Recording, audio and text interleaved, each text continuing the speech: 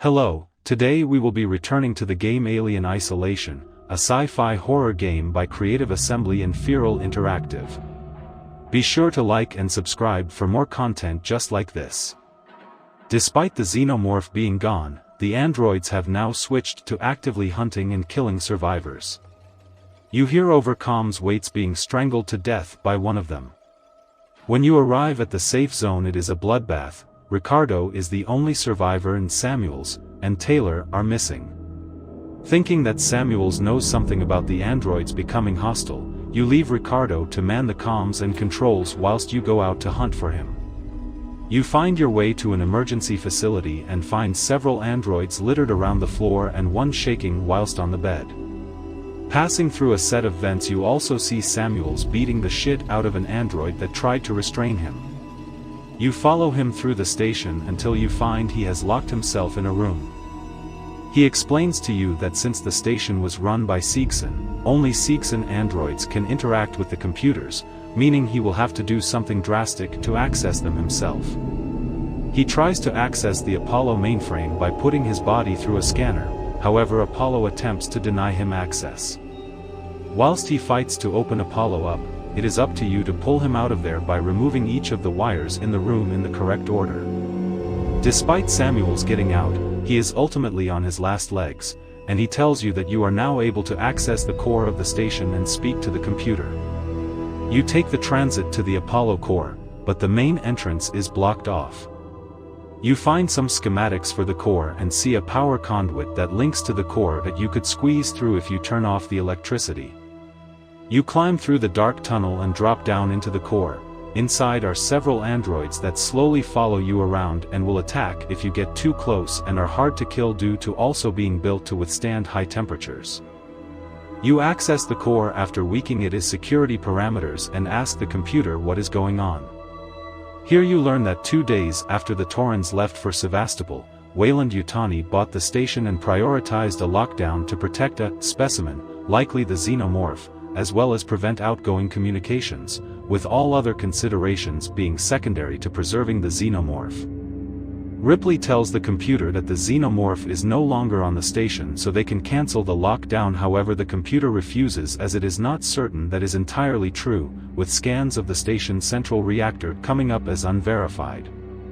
You decide to go to the central reactor to see what the problem is. You cannot see anything from the outside of it, so you decide to descend into it and discover an enormous xenomorph nest inside of the reactor.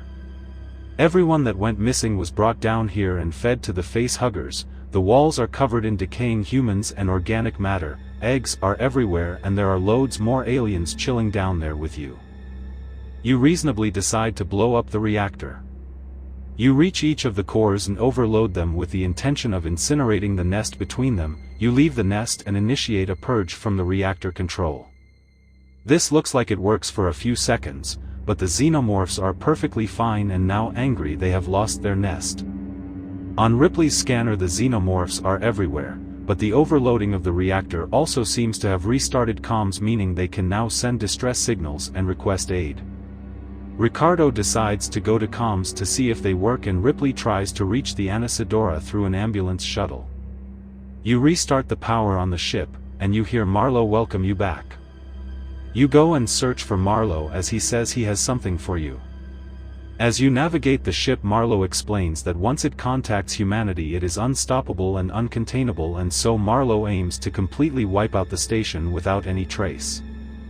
When you find Marlowe, he shows you a recorded message from Ellen Ripley to Amanda explaining that they found a xenomorph and it spread throughout their ship, meaning they had to destroy the Nostromo to not risk the alien ever reaching human settlements. Marlowe, seeing what the xenomorphs are capable of, intends to do the same to the Anisadora and Sevastopol, turning his ship's reactor into a nuke to annihilate both vessels. However, in a position of weakness, Marlowe gets knocked out by Taylor. They both scramble to find a way to disable the reactor, but despite their best efforts, the ship is already tearing itself apart. An explosion kills Taylor and Ripley must escape as fast as she can from the Anisadora before she is killed as well. Back on the station, you must find a way to contact the Taurans to arrange a pickup. Ricardo warns that Xenomorph security forces just came in with guns and riot gear and are not friendly.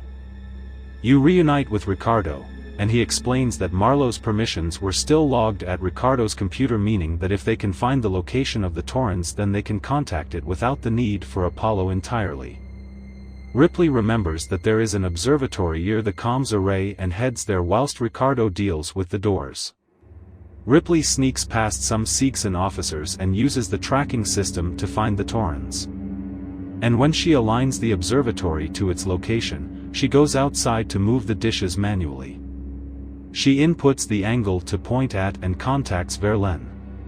Verlaine tells Ripley that they will have to extend a specific towing platform below the spaceflight terminal to reach the ship. Ripley returns into the building back to Ricardo, but she sees that a facehugger has caught and killed him already.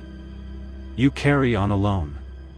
Several xenomorphs now are on the hunt for you as well as Xenomorph forces. You arrive in habitation and access the space flight terminal from it, evading the aliens looking for you.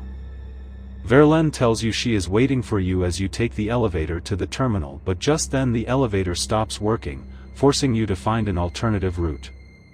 When you do arrive, you look for a way for the Torrens to dock. Verlaine directs you extending the 2 dock cradle clamps that will allow them to dock. Once this is done, you engage the clamps and Verlaine orders you to find the upper control room. Unfortunately, the personnel umbilical is gone, meaning you must redraw your plans. Ripley decides that if you can get a space suit, then it is still possible for you to get over. Just as you make your way through the flames and to the spacesuit, it looks like Ripley is crying as it is all over, but it is the saliva of the xenomorph which catches her from a vent right above her. Ripley wakes up after an unknown amount of time. She is held to the wall by more of the alien biomass whilst a corpse of another survivor lies beneath her with their chest burst out of. The aliens have not waited long before starting up a new nest from scratch, and as a result you must sneak past multiple face-hugger eggs to escape. In trying to escape through an elevator, the elevator breaks, resulting in Ripley falling far below into the station. You find your way onto a burning train line where you must dodge rapidly passing trains. You recontact Verlaine, who warns you that the Torrens is stuck to the station and Sevastopol is falling into the gas giant it orbits. Verlaine needs you to go to the maintenance platform and activate the emergency release. You make your way there and activate the explosive bolts, but several aliens find you. You press the button just as they are about to attack, and they all go flying into space. Meanwhile, the Sevastopol station begins to burn up in the atmosphere of the gas giant. You are hopefully safe at last back on the Torrens. You head to meet Verlaine on the bridge, but as you open the door, a xenomorph steps out and towers over you. Your last bet to get rid of it is to lock yourself in an escape pod with it and launch yourself into space. The last shot you see of Ripley is her floating in space. An unknown ship discovers her, be it the Torrens or another recovery vessel, and she begins to wake up. Thanks for watching. Be sure to like and subscribe for more content just like this. See you next time.